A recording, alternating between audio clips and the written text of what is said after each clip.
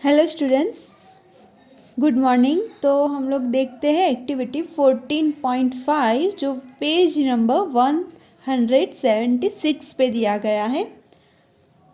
Last video में हमने activity 14.4 किया था जिसके अंदर डिस्टिल वाटर के अंदर अगर सॉल्ट ऐड करते हैं तो इलेक्ट्रिसिटी पास होती है, वो हमने देखा था। अभी हम लोग देखने जा रहे हैं कि acid base as well as जो सॉल्ट सॉल्यूशन होते हैं उसमें से इलेक्ट्रिसिटी पास आउट होता है कि नहीं, इलेक्ट्रिक करंट फ्लो होता है कि नहीं, वो हम लोग चेक करते हैं। जिसके लिए हमें 3 क्लीन प्लास्टिक और रबर कैप्स लेने हैं, बॉटल के जो कैप्स होते हैं वो, और उसके अंदर हमें क्या करना है, ये तीनों के अंदर हमें 2 teaspoon full of distil water fill up कर देना है।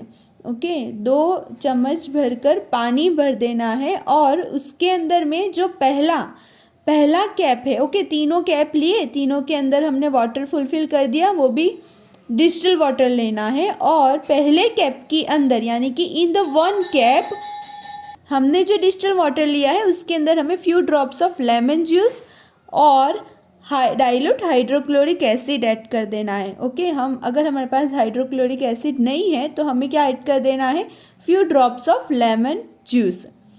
दूसरे cap, in the second cap के अंदर डिस्टिल वाटर के अंदर ही हमें कोई भी एक बेस ऐड कर देना है, जैसे कि कॉस्टिक सोडा जो है उसके फ्यू ड्रॉप्स या तो फिर पोटेशियम आयोडाइड जो है वो ऐड कर देना है।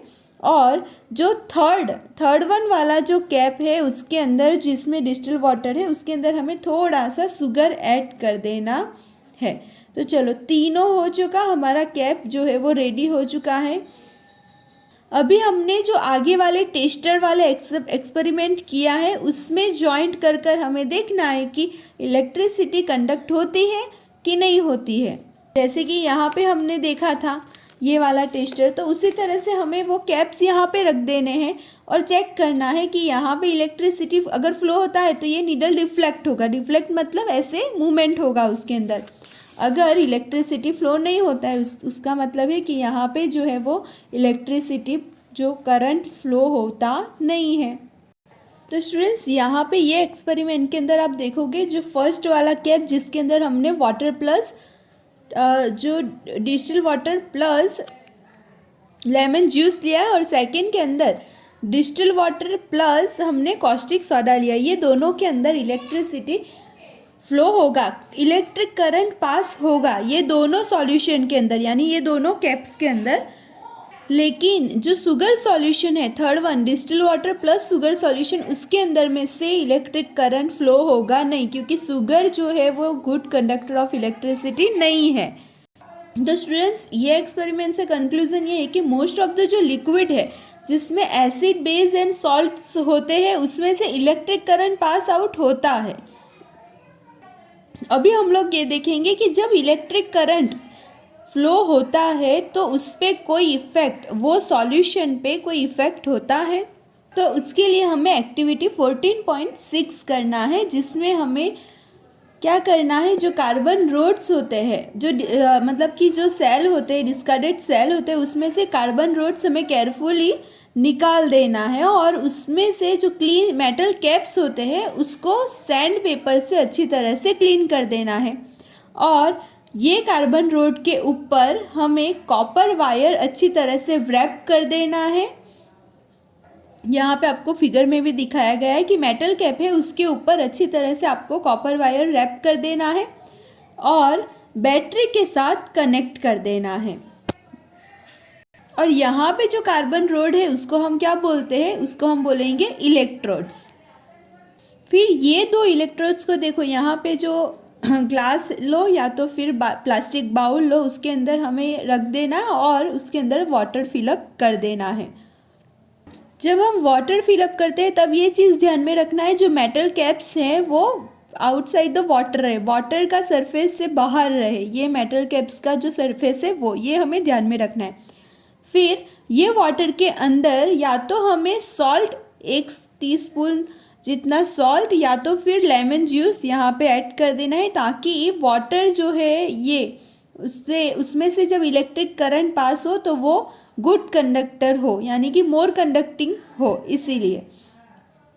फिर हमें यहाँ पे बैटरी ये सब कनेक्ट कर दिया, सॉल्ट ऐड कर दिया, उसके बाद में हमें 3 to 4 मिनट्स तक वेट करना है। और ये जो इलेक्ट्रोड्स है, ये इलेक्ट्रोड्स को केयरफुली ऑब्जर्व करते रहना है कि यहाँ पे कोई चेंज होता है कि नहीं होता है।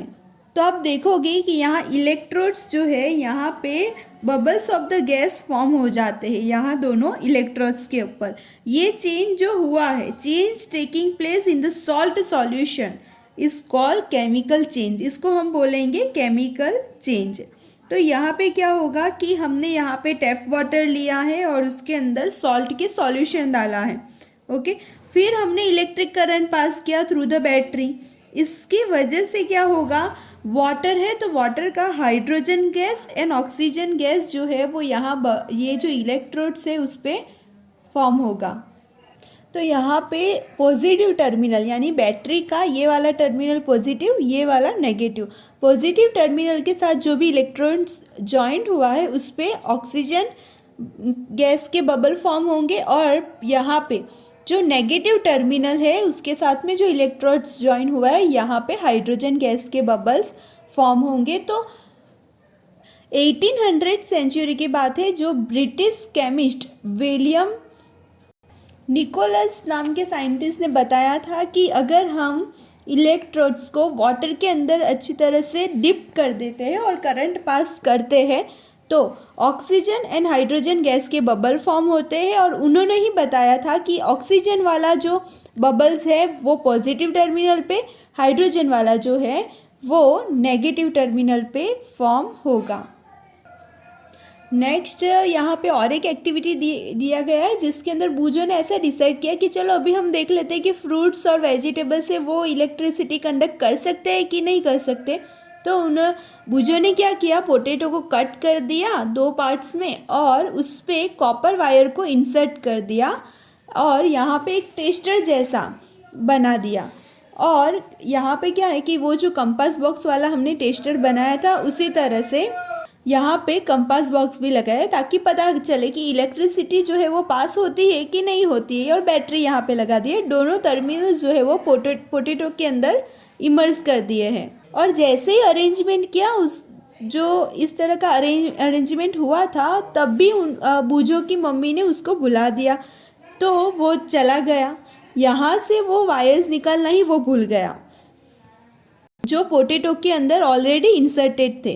तो जब वो हाफ एन आवर के बाद में आता है तो वो उसने नोटिस किया कि यहाँ पे ये वाले साइड में एक ग्रीनिश ब्लू स्पॉट पोटैटो के अराउंड में यहाँ पे फॉर्म हुआ था, जबकि ये वायर के ऊपर कुछ भी ऐसा कोई भी स्पॉट फॉर्म हुआ नहीं था। तो बूजो जो है वो एकदम से सरप्राइज हो गया कि यहाँ पे क्यों ऐसा हुआ होगा, क्यों ये वायर के फॉर्म नहीं हुआ।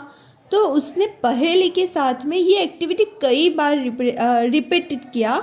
तो उन्होंने देखा कि ये ऑलवेज पॉजिटिव टर्मिनल, यानी ये देखो पॉजिटिव टर्मिनल के साथ में जो वायर कनेक्टेड है वही वायर जो अगर पोटैटो के साथ कनेक्ट करते हैं उस पे ही ब्लू स्पॉट फॉर्म होता है।